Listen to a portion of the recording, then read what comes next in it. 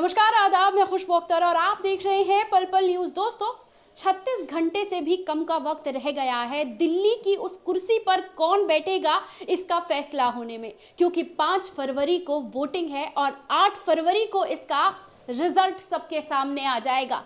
दिल्ली चुनाव में भारतीय जनता पार्टी हिंदू मुसलमान के नाम पर बंटवारा नहीं कर पाई, उसका पूरा कैंपेन फेल हो गया। उसे भी बिजली, पानी, शिक्षा और महिला पर बात करने पर मजबूर होना पड़ा। यहां तक कि उसे कैंपेन चलाकर बताना पड़ा कि जो सुविधाएं दिल्ली में मिलती हैं वो भारतीय जनता पार्टी के आने के बाद भी नहीं बदलेंगी। लेकिन इसी के साथ जहां हर किसी की बात हुई, उस बात में ये बात होना जरूरी है कि दिल्ली का कुल मतदाता की अगर हम बात करें तो वो 1,55,00,000 है, जबकि मुस्लिम वोटर्स की बात करें तो वो करीब 18,63,000 यानी करीब 12% है। और ये 12% का वोट अपने आप में ये तय करता है कि दिल्ली की सत्ता की उस कुर्सी पर कौन बैठेगा, जिसका सड़फुरवल हर कोई, हर पार्टी, हर उम्मीदवार करता हुआ दिखाई दे रहा है। आज हम बात करेंगे उन्हीं तमाम मुस्लिम सीटों की, उम्मीदवारों की, और दिल्ली चुनाव में पड़े मुस्लिम सीटों पर किस तरीके से वो प्रभावित हुई हैं और कितना प्रभावित किया है। जी हां दोस्तों, यानी आज हम बात करने जा रहे हैं ओखला, सिलमपुर, मुस्तफाबाद, बल्ली मरान, मटिया महल, बाबरपुर, चांदनी चौक और किराड़ी के सीट के बारे में, जहां से आम आदमी पार्टी ने 5 मुस्लिम उम्मीदवारों को उतारा है तो कांग्रेस ने 7 उम्मीदवारों को, मुस्लिम उम्मीदवारों को उतारा है। लेकिन इसके बीच जो चर्चा, जो सेंटर ऑफ अट्रैक्शन बन गया, वो 2 सीटें हैं, ओखला और मुस्तफाबाद, क्योंकि वहां से एएमआईएम ने शफीउल रहमान को उतारा तो वहीं ताहिर हुसैन को उतारा, और इसके बाद जो चुनाव है वो पूरी तरीके से पलटता हुआ नजर आया है। और आज हम इसी पर बात करेंगे कि मुस्लिम वोटर्स की इस चुनाव में क्या भूमिका है और किस तरीके से एएमआईएम की जो स्थिति है, क्योंकि वो 2 ही सीट पर लड़ रही है, लेकिन यही 2 सीट पर इतना ज्यादा क्यूरियोसिटी बन गई है कि हर कोई अब इसी सीट पर टकटकी लगाए देख रहा है कि इस चुनाव में एआईएम का क्या होता है। तो चलिए आज हम बात करते हैं हमारे सीनियर रिपोर्टर से, जो लगातार इस मुद्दे पर नजर बनाए हुए हैं और दिल्ली की सड़कों में किसका क्या मिजाज है वो आपको बताते जा रहे हैं, दिखा रहे हैं। तो आइए शुरू करते हैं इस चर्चा के विषय को। तो हमारे साथ मौजूद है हमारे सीनियर रिपोर्टर, जिनसे हम बात करके जानने की कोशिश करेंगे और कहीं ना कहीं उस निष्कर्ष पर पहुंचने की कोशिश करेंगे जहां पर हम जान पाएंगे मुस्लिम वोटर्स की क्या स्थिति है और एएमआईएम के दिल्ली चुनाव में आने के बाद किस तरीके से चुनाव पलटा है या नहीं पलटा, इस पर भी बात की जाएगी। तो मेरा सबसे पहला आपसे सवाल ये है कि मुस्लिम वोटर्स का बंटवारा होते हुए दिख रहा है, हम इस पर आप इसे कैसे देखते हैं और इसे कैसे देखा और समझा जा सकता है? खुशबू, मुस्लिम वोटरों में नो डाउट के इस बार दिल्ली में बंटवारा होने जा रहा है, क्योंकि अगर मैं देखूं ओखला की सीट और मुस्तफाबाद की सीट में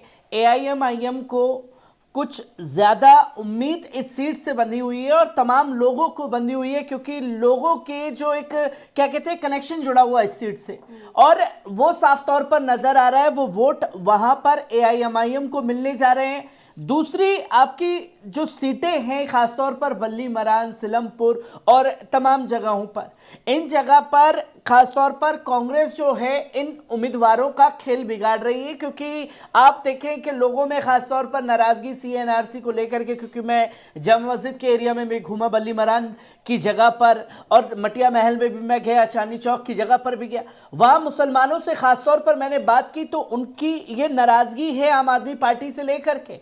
पर जब उनसे ये पूछा जा रहा है क्या वाकई में केजरीवाल ने काम किए, तो वो ये बता रहे हैं कि हाँ उन्होंने कार्य किए हैं, पर हम लोगों के लिए वो खरे नहीं उतर पाए हैं, क्योंकि पिछले चुनाव में भी आम आदमी पार्टी को इसका नुकसान जो है उठाना पड़ा था, क्योंकि जब एमसीडी इलेक्शन आए थे, जहां कांग्रेस एमसीडी में भी नीलबट्टा सन्नाटा जा रही थी, वहां पर ये सीटें जीती थी कांग्रेस, और जब वो उम्मीदवार जीते तो वो अब आम आदमी पार्टी से विधायकी के उम्मीदवार हैं। खासतौर पर सिलमपुर की सीट की अगर बात की जाए तो वहां पर अब्दुल रहमान जो हैं कुछ हद तक खेल बिगाड़ते हुए नजर आ रहे हैं। मुस्तफाबाद में भी कांग्रेस को वोट जो है वो मिलते हुए नजर आ रहे हैं, और वहीं बल्ली मरान में भी अगर देखा जाए तो मुसलमान कांग्रेस के साथ भी जाते हुए दिखाई दे रहे हैं। एआईएमआईएम को भी वो अपना रहे हैं, और साथ ही साथ कुछ हद तक अगर ओखला की बात की जाए तो अरीबा खान भी अच्छे खासे वोट जो हैं लाने का दमखम दिखा रही हैं, और ये तस्वीरें जो हैं बहुत कुछ बयां कर रही हैं। और यही अगर आप बाबरपुर की तरफ जाते हैं, वहां से खुद गोपाल राय जो हैं चुनावी मैदान में हैं, तो उस सीट पर कुछ खासा असर नहीं हो पा रहा है, क्योंकि नहीं हो पा रहा है मतलब असर इस तरीके से नहीं हो पा रहा है क्योंकि गोपाल राय ने वहां पर काम किए। क्योंकि जब मैं बाबरपुर में लोगों के बीच में गया तो उन्होंने ये गिनाया कि यहां पर पहले कोई कार्य नहीं था। गोपाल राय 2 बार से यहां से जीत करके विधायक बने हुए हैं, और उन्होंने वाकई में उस जगह पर काम किया है, कुछ डेवलपमेंट लोगों ने देखी है। तो गोपाल राय को लेकर के नाराजगी नहीं है, वो आम आदमी पार्टी को वोट देने जा रहे हैं। यही बात रही मुस्लिम महिलाओं की, तो मुस्लिम महिलाओं का एकमत रुझान है कि वो साफ तौर पर आम आदमी पार्टी के साथ जाती हुई दिखाई दे रही है। मिला जुला मतलब मुस्लिम वोटरों का तकसीम जो है वो हुआ है खास तौर पर इस चुनाव में। उसी के साथ ये सवाल भी बनता है कि सिलमपुर से जुबैर चौधरी हैं, अब्दुल रहमान उनके खिलाफ है, और उनके खिलाफ कांग्रेस ने खड़ा किया है, तो अनिल गौड़ उसकी तरफ भारतीय जनता पार्टी की तरफ से दिखाई पड़ते हैं। लेकिन ये सीट भी अपने आप में बड़ी रोचक सी दिखाई पड़ती है कि आम आदमी पार्टी का कांग्रेस में चला गया, कांग्रेस का आम आदमी पार्टी में चला गया, तो क्या रुझान वहां से देखने को मिल रहा है? खुशबू, अगर बात की जाए तो मैं सिलमपुर की सीट पर मैंने कुछ ज्यादा ही वक्त गुजारा है, वहां पर महिलाओं से बात की है, बड़े बुजुर्गों से बात की है, और इस सीट पर जो खासतौर पर अब्दुल रहमान जो मौजूदा विधायक हैं, क्योंकि कई लोग ये कह चुके हैं कि 8 तारीख के बाद वो विधायक वहां पर रहेंगे नहीं, तो साफ संकेत है कि अब्दुल रहमान आम आदमी पार्टी के दम पर जीत करके आए हुए थे। कोई कार्य उन्होंने विधायक रहते हुए उस जगह के लिए किया नहीं है। जो लोग ये बता रहे हैं कि जो कार्य इन्हें करना चाहिए था वो कार्य वो कर नहीं पाए, और साथ ही साथ लोगों ने ये भी मुझे बताया, बड़े बुजुर्गों ने, कि अगर किसी काम के लिए अब्दुल रहमान के पास उन्हें जाना पड़ रहा था तो यह साफ तौर पर कह दिया जाता था कि विधायक जी है नहीं, बाद में आना, तो किसी से मिलना जुलना नहीं। तो लोगों में इस चीज को लेकर के भी नाराजगी है। अगर कोई और उम्मीदवार कांग्रेस की तरफ से यहां उतरता तो शायद वो खेल बिगाड़ सकता था इस सीट पर, क्योंकि अब्दुल रहमान की खुद की छवि जो है सिलमपुर में बदनाम है। और कल ही जब प्रचार प्रसार थम चुका है आज, तो कल ही कुछ जगहों पर जाकर के वो रोते हुए नजर आए हैं और वो लोगों से वोट मांग रहे हैं। पर मैं ये नहीं कह रहा कि अब्दुल रहमान को वोट नहीं मिलेंगे, कांग्रेस के नाम पर उन्हें वोट मिलेंगे, क्योंकि सिलमपुर की सीट एक ऐसी सीट है जहां मैंने ये देखा कि जगह जगह जो है पोस्टर बैनर जो है कांग्रेस की तरफ से लगे हुए थे, प्रियंका गांधी की तस्वीरें, राहुल गांधी की तस्वीरें, वो साफ तौर पर जो आम आदमी पार्टी के उम्मीदवार हैं चौधरी जुबैर, उन्हें टारगेट करते हुए दिखाई दिए, जो कि ये लिखा हुआ था साफ तौर पर धोखे का बदला लेना है। और सिलमपुर एक ऐसी सीट, अगर कहीं से राहुल गांधी ने प्रचार प्रसार का दिल्ली चुनाव में बिगुल फूका तो सिलमपुर में जाकर के सबसे पहली सभा की, और वहां उन्होंने एक मैसेज देने की कोशिश की कि मैं हिंदू मुसलमान नहीं करता, मैं हिंदू मुसलमान सबको साथ में लेकर के चलता हूं, जो उन्होंने यहां पर दिखाने की कोशिश की है। कुछ हद तक जो है तकसीम हुआ है, पर मुझे यह लगता है कि आखिरकार अंत में जो है नतीजे चौधरी जुबैर के फेवर में भी जा सकते हैं। और अगर अब्दुल रहमान ज्यादा इस सीट पर वोट लेकर के आते हैं, क्योंकि उम्मीद नजर नहीं आ रही है, अगर आते हैं तो इस सीट पर भारतीय जनता पार्टी आ सकती है। पर तस्वीरें बिल्कुल क्लियर हो चुकी है, लोगों ने मन बना रखा है कि इस बार आम आदमी पार्टी को लेकर के आना है। बिल्कुल। अब हम बढ़ते हैं मुस्तफाबाद की सीट की तरफ। अब्दुल अहमद खान वहां से हैं, अली मेहंदी को कांग्रेस ने उतारा है, मोहन सिंह विस्ट को वहां से भारतीय जनता पार्टी ने उतारा है। लेकिन सबको हटाकर अब हम एएमआईएम की बात करेंगे, यानी ताहिर हुसैन। आज भी जब उनको जेल वापस ले जाया जा रहा था तो बेटी से सुबकते हुए दिखाई पड़े, और तो और पूरा मजमा उनके साथ था। तो क्या माना जाए कि एएमआईएम की सीट ताहिर हुसैन निकाल रहे हैं? खुशबू, एआईएमआईएम की सीट जो है वो कुछ हद तक निकल भी सकती है कि ये हो सकता है दिल्ली में कहीं उनके उम्मीदवार जो हैं दिखाई दे हमें, ताहिर हुसैन हो चाहे वो शिफाउर रहमान हो। पर यहाँ हमें ये खेल समझने की ज़रूरत है कि इस सीट पर सिर्फ ताहिर हुसैन नहीं है, इसी सीट पर कांग्रेस के अली मेहंदी भी चुनाव लड़ रहे हैं। और अली मेहंदी के चुनाव प्रचार प्रसार के दौरान जो हैं कांग्रेस के तमाम बड़े लीडर जो हैं प्रचार के लिए वहां पहुंचे हैं। और ख़ास तौर पर आदिल अहमद खान वो इस चुनाव में सिर्फ ये इस चीज़ को ये मान करके बैठे हुए थे कि केजरीवाल जी की जो नीतियां हैं वो उन्हें जिता ले जाएंगी, और कुछ लोगों से कम्युनिकेशन नहीं कर पाए। वो ताहिर हुसैन ने जेल से बाहर आने के बाद में जो 28-30 तारीख के बाद से वो लगातार बाहर आए तो उन्होंने जनता से कनेक्शन बनाया। 8 बजे सुबह से ही लोग जो हैं सिर्फ ताहिर हुसैन का जब वहां मजमा लग रहा था उस जगह पर मैं पहुंचा, उस जगह मैंने लोगों से जानने की कोशिश की कि आखिरकार क्या देख रहे हैं। वो जब दरबार ताहिर हुसैन का लग रहा था तो वहां सिर्फ आंसुओं की बौछार होती थी। वो आंसू, वो जनसैलाब के हम इस बार आपको वोट देंगे। और जब मैं वहां पर खुद रिपोर्टिंग के लिए पहुंचा हूं तो लोग ये कह रहे हैं कि इस बार जो है हम AIMIM के साथ जाएंगे। पर इधर खेल बिगड़ रहा है इस सीट पर, खासतौर पर आम आदमी पार्टी का। अगर ज्यादा वोट अली मेहंदी लेकर के आते हैं तो नो डाउट के ताहिर हुसैन का भी खेल बिगड़ सकता है और साथ ही साथ आदिल अहमद खान का भी खेल बिगड़ सकता है और भारतीय जनता पार्टी को फायदा हो जाए। पर यह सीट में मैं श्योरिटी नहीं कह सकता कि आखिरकार कौन जीतेगा, पर हाँ कुछ हद तक ताहिर हुसैन का इस सीट पर पलड़ा भारी है।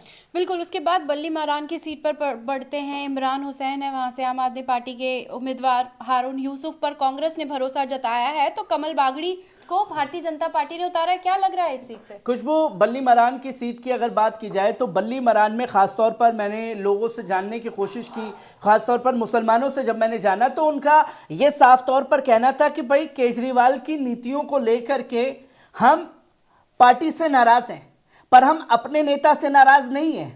यानी कि इमरान हुसैन जो मंत्री भी हैं वो साइलेंटली वर्क करते हुए जाने जाते हैं और कई बार से मंत्री हैं आम आदमी पार्टी में, तो ये उनकी जो छवि है उस छवि का भी फायदा मिल रहा है, जो पार्टी की नीतियां हैं उन्हें उस चीज का भी फायदा मिल रहा है। अब दूसरी बात रही कांग्रेस की, तो कांग्रेस कितने वोट हासिल कर पाएगी ये सबसे बड़ा सवाल है। वो जीत दर्ज कर पाएगी ये एक बड़ा क्वेश्चन मार्क है। अगर कांग्रेस ज्यादा वोट लेकर के आती है तो जाकर के इमरान हुसैन का खेल बिगड़ सकता है और भारतीय जनता पार्टी को फायदा मिल सकता है। ये मेरे को उम्मीद बिल्कुल नजर नहीं आ रही है, इमरान हुसैन इस सीट से आगे निकल सकते हैं। बिल्कुल।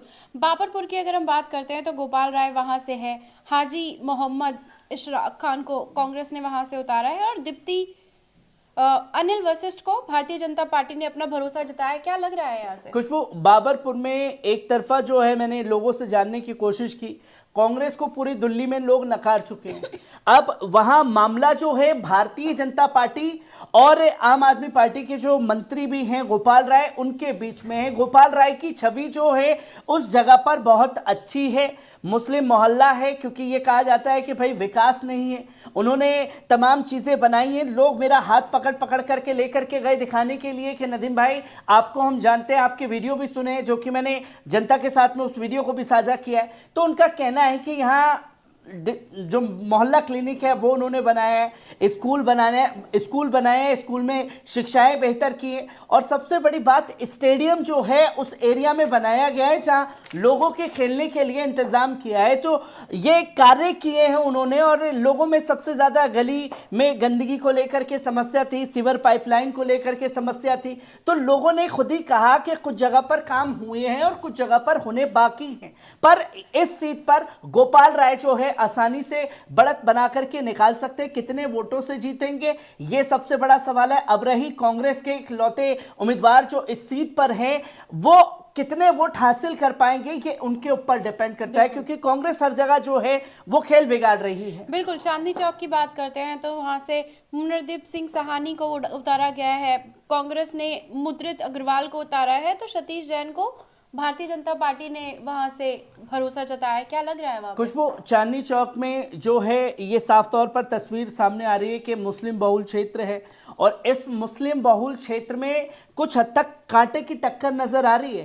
पर पार्टी किस नीतियों से लेकर के चल रही है, क्योंकि कुछ वीडियो शरारती भरे तत्व जो हैं चांदनी चौक से भारतीय जनता पार्टी के भी सामने आए, जहां आम आदमी पार्टी के कार्यकर्ताओं को जब वो प्रचार प्रसार के लिए जा रहे हैं तो उन्हें रोका जा रहा है, पुलिस पूरी तरीके से रोकने की कोशिश कर रही है। तो इन चीज़ों को देखते हुए जनता जो है वो मूड बना करके बैठी हुई है कि हम केजरीवाल के साथ जा सकते हैं। अगर मुस्लिम वोटर इस सीट से हटते हैं तो वो कुछ हद तक जा सकते हैं कांग्रेस के पास में, जिसको बेनिफिट भारतीय जनता पार्टी को इस सीट पर मिल सकता है। अब आखिरी सीट की बात करते हैं। किराड़ी ऋतुराज को आम आदमी पार्टी ने जब सीट दी है, देवेंद्र यादव और अनिल झा भारतीय जनता पार्टी, क्या दिखता है आपको, क्या देख रहे हैं आप, कैसे देखते हैं इस सीट को? खुशबू, सबसे पहली बात मैं किराड़ी की आपको जानकारी दे दूं। किराड़ी से जो अनिल झा उम्मीदवार भारतीय जनता पार्टी के थे वो अब आम आदमी पार्टी से उम्मीदवार हैं, और ऋतुराज जो पूर्व विधायक हैं उनको टिकट नहीं मिला है, वो इस सीट से नहीं है। जो कांग्रेस के उम्मीदवार हैं, कांग्रेस के उम्मीदवार के ऊपर ही ये एलिगेशन लगे हैं कि वो खुद कांग्रेस पार्टी को पैसा दे करके टिकट लेकर के आए, जिसकी नाराजगी के चलते जो मौजूदा लोकल नेता थे उनका बड़ा नुकसान हुआ है, जिसमें लोगों में वहां के जो मुसलमान हैं उनको नाराजगी भी है, और वो आम आदमी पार्टी की नीतियों को लेकर के उनके खिलाफ भी थे। तो वो मूड बना करके बैठे हुए थे कि इस बार हम कांग्रेस के साथ जाएंगे, पर कांग्रेस ने उम्मीदवार वहां उस सीट पर सही नहीं उतारा है, जिसके चलते उन्हें नुकसान हुआ है। और अनिल झा को पूरी तरीके से समर्थन देते हुए लोग दिखाई दे रहे हैं, पर अनिल झा के लिए कुछ वीडियो भी उनके सामने आए जिसमें वो मुसलमानों के खिलाफ बोलते हुए दिखाई दिए उन तस्वीरों पर, उसके ऊपर भी लोगों में नाराजगी है। पर कुछ हद तक जो पार्टी की नीतियां हैं, जैसे कि मैं कहूंगा कि इस सीट पर वो अनिल झा को बेनिफिट पहुंचाती हुई नजर आ रही है। कांग्रेस के उम्मीदवार अगर कुछ हद तक वोट लेकर के आते हैं तो भारतीय जनता पार्टी को इस सीट पर फायदा मिल सकता है। ओखला की बात करते हैं नदीम भाई, क्योंकि सब किसी की नज़र ओखला पर बनी हुई है। आज भी एक रैली का वीडियो सामने आया जहां वाकई अमानत और एएमआईएम की साथ में रैली निकली, और वो विजुअल जो सामने आए वो सबके सामने है। अब मैं आपसे जानना चाहूंगी कि चुनाव तिहाड़ जेल से लड़ रहे थे, पैरोल पे आए थे, आज दोनों लोग वापस चले गए, सीधा मुकाबला है दोनों के बीच, क्या लगता है आपको? खुशबू, अगर देखी जाए तो ओखला की सीट कुछ हद तक सबके लिए फंसी हुई है, क्योंकि इस सीट पर सिर्फ अमानतुल्लाह खान नहीं है, इस सीट पर सिर्फ शिफाउर रहमान नहीं है, इस सीट पर अरीबा खान भी है जिसकी हम जिक्र नहीं कर रहे, और इस सीट पर भारतीय जनता पार्टी भी है। अब ओखला का जो आप देखें कि 5 जिलों के हिसाब से बना हुआ है, अगर देखा जाए तो 5 कॉन्स्टिट्यूंसी के हिसाब से, अगर इसमें बात की जाए ओखला, जाकिर नगर, कुछ हद तक सरिता विहार का इलाका भी इसमें आता है। इन 3 सीटों पर जो है आम आदमी पार्टी ने जमकर प्रचार प्रसार किया है, जमकर के प्रचार प्रसार इन सीटों पर हुआ है। और बचे 2 राज्य, क्या 2 जगह जो बची हैं, क्या उस जगह से उन्हें वोट मिल पाएंगे, ये सबसे बड़ा सवाल है। शिफाउर रहमान चुनाव जीत सकते हैं या नहीं जीत सकते हैं, ये आने वाला वक्त बताएगा। और रही इस सीट पर सबसे ज्यादा खास बात ये भी देखी मैंने कि ओखला में 5 जगहों से अमानतुल्लाह खान पूरी तरीके से लीड कर रहे हैं, पर जाकिर नगर, आप अबू फजल की बात करें और बात करें शाहीन बाग के एरिया में, तो तकरीबन भारतीय जनता पार्टी ने इस जगह पर 27,000 वोट जो हैं वो कटवाए हैं। और इसी से अगर आप आगे बढ़े मदनपुर खादर, जहां मिली जुली आबादी है, मिक्स आबादी है, उस जगह पर 28,000 वोट जो हैं वो बढ़े हैं, नए वोटर के नाम पर उनके वोट बढ़े, यहां से कटे।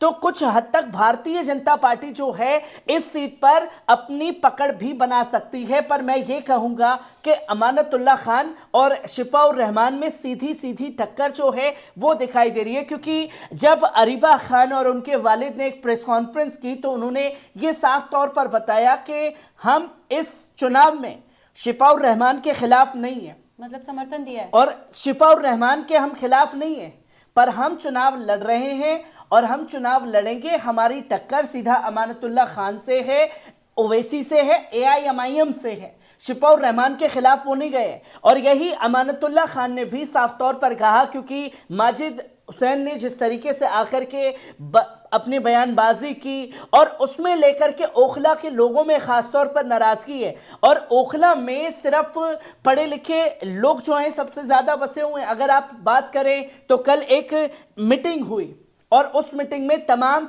बड़े बुद्धिजीवियों ने समर्थन अमानतुल्लाह खान को दिया है, और क्या वो समर्थन अमानतुल्लाह खान को वोट जिता सकता है? ये भी एक सबसे बड़ा सवाल है, क्योंकि कल जो लोग समर्थन देते हुए नजर आ रहे थे, आज जो रैली नहीं कहूंगा उसे, एक रैला निकला है, और उस रैले में लगातार जो है एक जनसैलाब दिखा, और ऐसा जनसैलाब दिखा है जिसमें तमाम लोग जो हैं हैरान हैं। और कुछ लोगों ने, मैंने भी जाकर के लोगों से सवाल ये पूछा था कि लोग असद साहब को सुनने के लिए आ जाते हैं, असद साहब को सुनने के लिए आते हैं, असद साहब को देखने के लिए आते हैं, लाखों का जनसैलाब उमड़ता है, पर वो वोट में तब्दील क्यों नहीं हो पाता है? तो उनका खुशबू साफ तौर पर ये कहना है, जब ये बात की जा रही है तमाम लोगों से, तो इस पर सफूरा जरगर ने बहुत अच्छा बयान दिया कि हमेशा से असद साहब के पास शिफाउर रहमान भी नहीं थे, पर शिफाउर रहमान को लेकर के लोगों में सिंपैथी है, वहां की आवाम जो है शिफाउर रहमान के साथ जा रही है।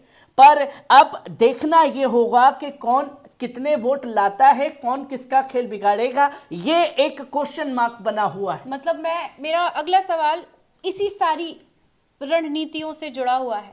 दिल्ली में एमआईएम की स्थिति कभी भी अच्छी नहीं थी, हम भी 10 सालों से राजनीति देख रहे हैं, तमाम चीजें देख रहे हैं, तो क्या आपको लगता है इन 2 उम्मीदवारों के चलते दिल्ली में एएमआईएम की राजनीतिक स्थिति सुधरेगी?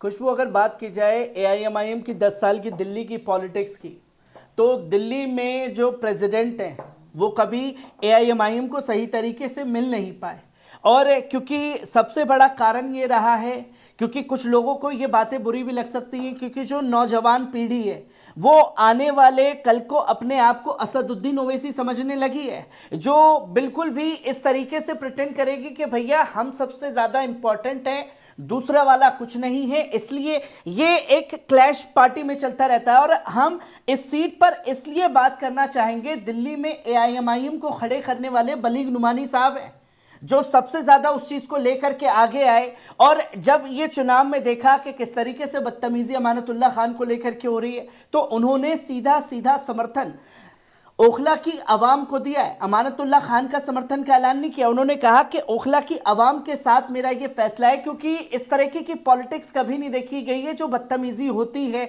और हाँ, कुछ हद तक जो तस्वीर है एआईएमआईएम की दिल्ली में सुधर सकती है, क्योंकि यहाँ पार्टी को वो फेस भी मिले हैं चुनाव लड़ाने के लिए, और पार्टी ने इन सीटों पर पूरा दमखम दिखाया है। खुद बैरिस्टर असदुद्दीन ओवैसी साहब इन दोनों सीटों पर ताबड़तोड़ रैलियां करते रहे हैं, ताबड़तोड़ रोड शो करते रहे हैं, डोर टू डोर कैंपेनिंग करते रहे हैं, और सिर्फ बैरिस्टर असदुद्दीन ओवैसी नहीं बल्कि एआईएमआईएम जहां देश भर में मौजूद है, देश भर के लोग जो हैं इन सीटों पर इन लोगों के लिए, ताहिर हुसैन और शिफाउर रहमान के लिए वोट मांगते हुए घर घर जाकर के नजर आए हैं। मेरा अगला सवाल ये है आपसे कि मुस्लिम युवाओं का झुकाव किस तरफ है, आम आदमी पार्टी, कांग्रेस या एएमआईएम? खुशबू, अगर मुस्लिम युवाओं का बात की जाए तो मुस्लिम युवाओं का रुझान जो है वो एआईएमआईएम की तरफ जाता हुआ, एआईएमआईएम सिर्फ 2 सीटों पर मैं बता रहा हूं, इन सीटों पर एआईएमआईएम की तरफ जाता हुआ दिखाई दे रहा है। और बाकी अगर आप बात करें जो 7 से 8 मुस्लिम कॉन्स्टिट्यूंसी हैं, उन सीटों पर खासतौर पर आम आदमी पार्टी के साथ में और कांग्रेस के साथ में जाता हुआ कुछ हद तक दिखाई दे रहा है। पर युवा की अगर बात की जाए तो युवा पूरे जो हैं वो आम आदमी पार्टी के साथ दिखाई दे रहे हैं। अब सवाल आता है नदीम भाई कि शिक्षा और रोजगार की अगर हम बात करते हैं, हमने बात कर ली, तमाम तरह की हमने बात कर ली, सारे एस्पेक्ट को हमने बात कर ली, लेकिन अगर युवाओं को, खासकर मुस्लिम युवाओं को ठोस आधार देने की योजनाएं आपको लगता है कि कौन सी पार्टी बना पाएगी जिससे वाकई उन लोगों को, आम नागरिकों को, आम मुसलमानों को फायदा हो? आपको लगता है कि ये ठोस योजनाएं कौन बना पाएगा? खुशबू, अगर योजनाओं की बात की जाए तो योजना जब बनाई जाती है तो सबके लिए बनाई जाती है, क्योंकि हमने देखा है कि जब मैंने लोगों से बात की, खासतौर पर अपने ही दिल्ली के कुछ मुस्लिम सीटों पर मैं बात करने जब उनसे गया, जो कल तक मरकज़ के मामले पर अरविंद केजरीवाल को घेर रहे थे, जो दिल्ली दंगे के मामले पर घेर रहे थे, जो सीएनआरसी के मामले पर घेर रहे थे, अब वही मुसलमान ये कहते हुए मुझे नजर आए कि नदीम भाई, ये मसले जो हैं वो केजरीवाल के मसले नहीं थे, ये तो सब भारतीय जनता पार्टी ने किए हुए थे, ये भारतीय जनता पार्टी की तरफ से हुआ है। पर आप ये देखें कि जो शिक्षा अगर मिल रही है तो शिक्षा सभी लोगों को मिल रही है, वो शिक्षा हिंदू मुस्लिम देख करके नहीं मिल रही है या दलित देख करके नहीं मिल रही है, वो अगर चीजें सामने आ रही हैं मुफ्त मेडिकल और मुफ्त मोहल्ला क्लिनिक में दवाइयों की, और एक आलम तो ये आया कि एक बुलंदशहर के मुस्लिम नौजवान जो हैं वो मोहल्ला क्लिनिक में सिलमपुर में दवाई लेने के लिए पहुंचे हुए थे। मैंने उनसे पूछा कि दवाइयाँ मिलती हैं? बोले हाँ साहब, हर 3 महीने पर मैं दवाई लेने आता हूँ। मैंने हर 3 महीने पर क्यों? बोले मैं बुलंदशहर से आता हूँ, सुबह 4 बजे बस में बैठता हूँ, 9 बजे यहाँ उतर जाता हूँ, 8 साढ़े 8 बजे उतरता हूँ, 9 साढ़े 9 10 बजे तक फिर दोबारा बस पकड़ता हूँ और 3-4 बजे तक अपने घर पहुँच जाता हूँ। तो ये तस्वीर जो है वो भी लोगों के सामने है। वो मुफ्त दवाई, अगर मुफ्त शिक्षा की बात की जाए, मुफ्त बिजली और पानी की बात की जाए, तो वो सभी लोगों के लिए। और रही रोजगार, एक सबसे बड़ा मसला है, इसके ऊपर तमाम राजनीतिक पार्टियों को सोचने की खासतौर पर जरूरत है। नदीम भाई, अब जो मैं सवाल पूछने जा रही हूँ वो थोड़ा टेढ़ा है। टेढ़ा इसलिए है कि हमने ओखला को देखा है, हमने शाहीन बाग को देखा है, नेता आते हैं, नेता जाते हैं, लेकिन शांति और सौहार्द बनाए रखने के लिए हमने शाहीन बाग में सिर्फ पुलिस को आते जाते देखा है, ड्रिल निकलते देखा है, लठबाजी चलते हुए देखा है। आपको क्या लगता है क्या कर रहे हैं ये राजनीतिक दल, खासकर मुस्लिम मोहल्लों में शांति और सौहार्द बनाए रखने के लिए? राजनीतिक दल की अगर बात की जाए तो इसमें अगर ओखला की आपने बात की है, तो अगर आप बात करें एआईएमआईएम के नेता, जब खुद लाठीचार्ज हो रहा था जामिया के अंदर, तो सबसे पहले उस जगह पर पहुंचने वाला मैं था। और जब लोगों के फ़ोन कॉल आ रहे थे कि नदीम भाई हमें बचाइए, हमें निकालिए यहाँ से, हम पर हमले हो रहे हैं, पुलिस हमें मार रही है, पीट रही है, मैंने एक कालिंदी कुंज के पास गाड़ी लगाई और जामिया तकरीबन वहाँ से 7-8 किलोमीटर दूर है। मैं कालिंदी कुंज पर गाड़ी लगा करके पैदल पैदल गया तो वहाँ पर कुछ लोकल नेता थे, और वो लोकल नेता कौन थे? अमानतुल्लाह खान भी उस जगह पर मौजूद थे जब मैं गया, और मैंने देखा। और वहीं पर एआईएमआईएम के जो लोकल नेता हैं वो भी मौजूद थे। जो बड़े बड़े नाम चेहरे वाले लोग हैं वो कहीं कोई नजर नहीं आया है। ये लोग सीधा सीधा पुलिस से जाकर के सवाल कर रहे थे, वो जामिया के अंदर होकर के आए, साथ में तमाम तस्वीरें जो हैं वो लोगों के सामने आई। पर यहाँ इन लोगों ने मोर्चा संभाल रखा है, क्योंकि पुलिस को रोकने का काम जो है ना वो सीनियर लोगों का होता है, जो वहां के चीजों को बेहतर तरीके से समझते हैं, जानते हैं। जब तक वो लोग आगे नहीं आते हैं तब तक कुछ रुकता नहीं है। और मैंने खास तौर पर मैं कहूंगा कि उस दौरान पर एआईएमआईएम के नेता भी मेरे साथ मौजूद थे, बलीग नुमानी, और वहीं पर तस्लीम रहमानी भी मौजूद थे, अमानतुल्लाह खान भी उस जगह पर मौजूद थे, जो पुलिस को रोकने का काम पुलिस से सीधा सीधा भिड़ते हुए नजर आ रहे थे। इन तस्वीरों को मैंने बाकायदा अपने चैनल पर दिखाया है। जो लोग चैनल से अभी नए जुड़े हैं उन लोगों को शायद नहीं पता हो, 2020 में मैंने खुद उस जगह पर जाकर के लाइव किया था। तो लोकल जो नेता होते हैं, जो बड़े नाम होते हैं उस एरिया की, ये जिम्मेदारी उनकी भी होती है जब ऐसी कोई घटनाएं सामने आती हैं। तो नदीम भाई, अगला सवाल मेरा आपसे ये है कि हर कोई कहता है ध्रुवीकरण हो गया, ध्रुवीकरण हो गया, ध्रुवीकरण हो गया, तो हर बार कहते हैं मुसलमान एक मुश्त होकर वोट नहीं करते। क्या लगता है दिल्ली के चुनाव में आपको कि मुसलमान बटेगा, कि क्या फिर से भारतीय जनता पार्टी को उसके बटने का फायदा मिलेगा, या फिर वो एक मुश्त होकर एक साथ मिलकर किसी पार्टी को सपोर्ट करेगा? खुशबू, बात ध्रुवीकरण कौन सी सीट पर होगा ये भी तो सवाल है। ओखला और मुस्तफाबाद पर तो ध्रुवीकरण नहीं होगा। ध्रुवीकरण तो कांग्रेस भी करने का काम करेगी तमाम सीटों पर, जो खेल सीधा सीधा बिगाड़ती हुई कई सीटों पर नजर आ रही है। पर यहाँ बात की जाएगी कि एक मुस्लिम कायदा, एक मुस्लिम रहनुमा को पूरी तरीके से अवाम जो है नकार देती है। क्यों? क्योंकि राजनीतिक पार्टियां जो हैं इन चीज़ों को आगे बढ़ावा देती हैं और इस चीज़ को देखती हैं, समझाती हैं लोगों के बीच में। तो ध्रुवीकरण का ठीकरा सिर्फ मुसलमानों के सर पर नहीं फोड़ा जा सकता। यहाँ ध्रुवीकरण अगर होती है तो यहाँ कांग्रेस भी करने का काम कुछ हद तक नजर आ रही है, भारतीय जनता पार्टी के लिए पिच तैयार करती है। और भारतीय जनता पार्टी इस ताड़ में हमेशा रहती है कि किसी ऐसे नाम का फायदा उठाया जा सके जहां पर वो अपनी सीट आसानी से बचा सके या जीत सके। क्योंकि मैं बीते 10 सालों से ये तमाम पॉलिटिक्स को देख रहा हूं, कई जगह पर जीत हार का मार्जिन जो है ना वो कहीं 500 रहता है, कहीं 1000 होता है, कहीं 100 होता है, कहीं 1 रहता है। और जहां मुस्लिम उम्मीदवार होते हैं या मुस्लिम पार्टी होती है तो ठीकरा सारा उनके सर पर फोड़ दिया जाता है। पर इस बार अगर दिल्ली में कहीं खेल बिगड़ता है तो उसका बेनिफिट जो है कांग्रेस को भी दिया जाना चाहिए ध्रुवीकरण करने के लिए।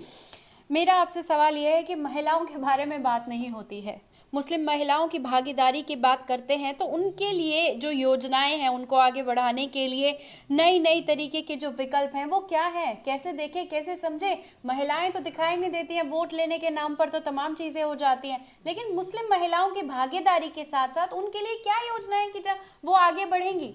खुशबू, मैं दिल्ली में जहाँ लगातार घूमा तो मैंने मुस्लिम महिलाओं से भी बात की है। मुस्लिम महिलाओं का भागीदारी किस चीज़ में होता है, उससे पहले मुस्लिम महिलाएं नहीं, सिर्फ महिलाओं के लिए सोचा किसने है? क्योंकि मैंने जब बात की, मैंने खुद यही सवाल किया कि मुस्लिम महिलाओं के लिए तो कुछ कदम उठाती हुई राजनीतिक पार्टियां नजर नहीं आती हैं। उनका सवाल ये था कि सिर्फ मुस्लिम महिला नहीं, यहाँ आप महिला की बात कीजिए, क्योंकि यहाँ अगर बस फ्री हमें मिल रही है तो वो सिर्फ मुस्लिम या हिंदू देख करके नहीं मिल रही है, वो सभी को फ्री मिल रही है।